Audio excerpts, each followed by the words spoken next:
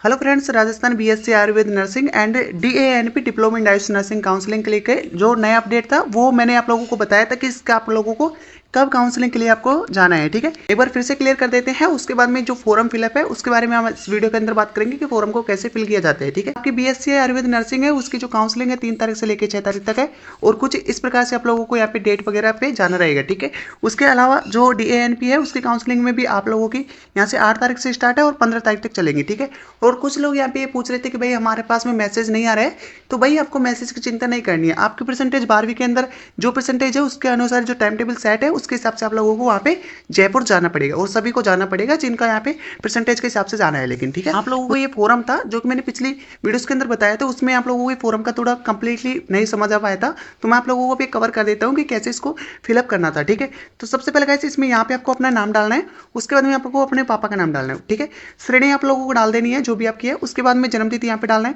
और यहाँ पे सेकेंडरी प्रतिशत। ठीक है, तो इसके अंदर आप लोगों को यहाँ पे आपकी 10वीं की मार्कशीट डालना है एंड यहाँ पे सीनियर सेकेंडरी में आप लोगों को 12वीं की मार्कशीट डालनी है। ठीक है, उसके बाद में वरीयता क्रमांक, ये वरीयता क्रमांक आप लोगों को घर से भर के लेके नहीं जाना है, ये आप लोगों को वहीं पे मिलेगा। ठीक है, तो अभी इसको आप लोग फिल नहीं करोगे, उसके बाद में आप लोगों को यहाँ पे आधार कार्ड फिल करना है। ठीक है, मतलब कि आधार कार्ड नंबर। ठीक है, उसके अलावा एक्टिव मोबाइल नंबर आपको डालना है क्योंकि यहाँ पे काउंसलिंग का टाइम और कॉलेज में जो भी मोबाइल नंबर आप जुड़वाना चाहते हो वो यहाँ पे डालना है। ठीक है, उसके बाद में आप लोगों को स्थायी पता डालना है। नीचे आप लोगों को यहाँ पे महाविद्यालयों के मैं कोड दिख रहे होंगे। ठीक है, अब ये कोड क्या है मैं आप लोगों को बता देता हूँ। ठीक है, तो आप लोग अपने काउंसलिंग के फोरम में 5 कॉलेज सेलेक्ट कर सकते हो जिनमें आप लोगों को एडमिशन चाहिए, तो जिसमें भी आप लोगों को जो वहाँ की संस्था होगी वो ऑटोमेटिकली आपको सेलेक्ट करेगी कि कौन से कॉलेज में आपको वहाँ पे एडमिशन देना चाहिए। ठीक है, वो आपके परसेंटेज के हिसाब से वो ऑटोमेटिकली सेलेक्ट कर लेते हैं। तो आप लोगों को ये बीएससी नर्सिंग आयुर्वेद की है उसका जो फॉर्म है ऐसे फिल करना है और उसके अंदर नीचे आप लोगों को डीडी दिख रखी है, तो डीडी के अंदर आप लोगों को क्या करना है कि यहाँ पे आप लोग डीडी बनवाओगे बैंक से, तो उसका यहाँ पे नंबर मिलता है वो भरना है, जो डेट है वो भरनी है, बैंक का नाम भरना है, राशि भरनी है।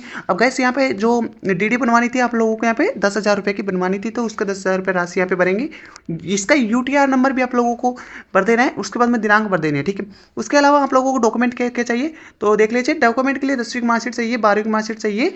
ठीक है, उसके अलावा आप लोगों को यहाँ के मूल निवास प्रमाण पत्र चाहिए होगा और उसके बाद में जाति प्रमाण पत्र, आधार कार्ड, विकलांग प्रमाण पत्र, विभागीय प्रमाण पत्र एंड जो भी आप लोगों के पास में अदर डॉक्यूमेंट डिसऑर्डर वगैरह के ऐसे डॉक्यूमेंट वगैरह, एसटी का कोई ऐसा डॉक्यूमेंट जो आप लोगों को कुछ यहाँ पे इंपॉर्टेंट रहता है, तो वगैरह सारे डॉक्यूमेंट्स आप लोगों को वहाँ पे लेकर जाने हैं। ठीक है, उसके अलावा आप लोगों को नीचे यहाँ पे अपने हस्ताक्षर करने रहेंगे। ठीक है, उसके बाद में आप लोगों को प्रमाण पत्र सत्यापित। ठीक है, इसके अंदर आयु आप लोगों को यहाँ पे जो मैं कोड है वो आप लोगों को नहीं भरना है, ये वहाँ की संस्था है वो भरेगी। ठीक है, उसके अलावा ये फॉर्म कंप्लीट हो चुका है, बीएससी नर्सिंग का था जो कि आप लोगों का आयुर्वेद बीएससी नर्सिंग, तो उसका ये फॉर्म ऐसे फिल करना है। उसके अलावा जो डीएएनपी की है वो कैसे भरना है, यानी कि डिप्लोमा इन डाइस नर्सिंग एंड फार्मेसी, इसका फॉर्म कैसे भरना है ये वाला, इसको हम समझ लेते हैं। अब गाइस इसके अंदर भी आप लोगों को सेम फॉर्म है, तो यहाँ पे नाम रहेगा, पापा का नाम रहेगा, श्रेणी, जन्मतिथि और सेकेंडरी मतलब 10वीं की और 12वीं की मार्कशीट का, आधार नंबर, मोबाइल नंबर एंड यहाँ पे प्रशिक्षण केंद्र लिखा है, यहाँ पे आप लोगों को 5 कॉलेजों के नाम लिखना है जो भी कॉलेज में आप एडमिशन लेना चाहते हो। अभी कॉलेज की लिस्ट कैसे मिलेगी, किसके अंदर कितनी सीट है वो भी मैं आप लोगों को बताने वाला हूँ। ठीक है,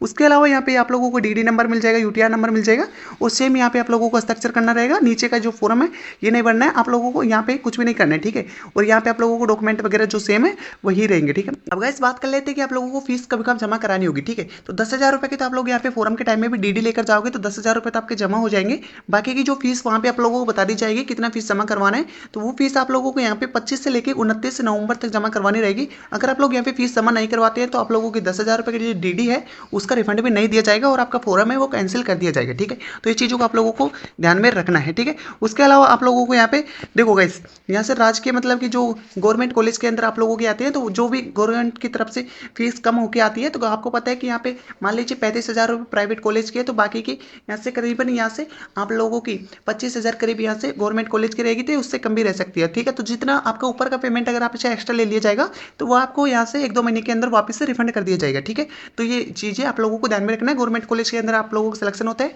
तो आप लोगों की फीस है वापस रिफंड भी हो जाएगी। ठीक है, इसके अलावा आप लोगों को यहाँ पे घोषणा पत्र में फीस जमा कराया, तो इस फॉर्म में भी आप लोगों को यहाँ पे देखो आपका नाम डालना है, आपके पापा का नाम डालना है। ठीक है, उसके बाद में आप लोगों को आपका यहाँ पे नाम डालना है एंड यहाँ पे वरीयता क्रमांक है वो आप लोगों को मतलब कि वहाँ पे मिलेगा ऊपर, तो जो फॉर्म भरोगे तो वहाँ पे संस्था देगी तो उसको यहाँ पे लिखना है। ठीक है, उसके अलावा यहाँ पे जो आप लोगों को परीक्षार्थी के सिग्नेचर यहाँ पे करने हैं, ठीक है।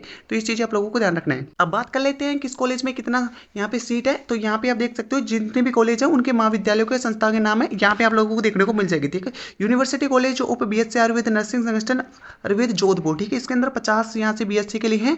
तो ये सारी बीएससी वालों की जो सीट्स है वो अभी देखने को मिल चुकी है, और बाकी की डीएएनपी की जो सीट है वो अभी आप लोगों को यहाँ पे देख लीजिए अभी देखने को नहीं मिल रही है, ठीक है। तो सीटों की संख्या मिल चुकी है और उस महाविद्यालय का जो कोड है वो भी देखने को मिल रहा है, ठीक है। अभी यहाँ से देखो डीएएनपी की जितने भी सीट होंगी वो जल्दी रिलीज हो जाएगी, तो मैं आप लोगों को आपके साथ शेयर कर दूंगा। और ये पीडीएफ आप लोगों को हमारे टेलीग्राम चैनल पे मिल जाएगी, अगर आप लोगों को और जगह से इसका नोटिफिकेशन ये पीडीएफ नहीं मिल पा रहा है तो, ठीक है। तो आप चिंता ना करें, जैसे भी कोई भी दिक्कत आती है तो आप लोग हमको कमेंट कर सकते हैं, और इन्फॉर्मेशन के लिए हमारे चैनल को सब्सक्राइब कर सकते हैं, क्योंकि आयुर्वेद फार्मेसी से रिलेटेड सारी जानकारी आप लोगों को इसी चैनल पे मिलेगी। मिलता हूँ किसी नेक्स्ट और नई वीडियो के साथ, तब तक के लिए जय हिंद जय भारत।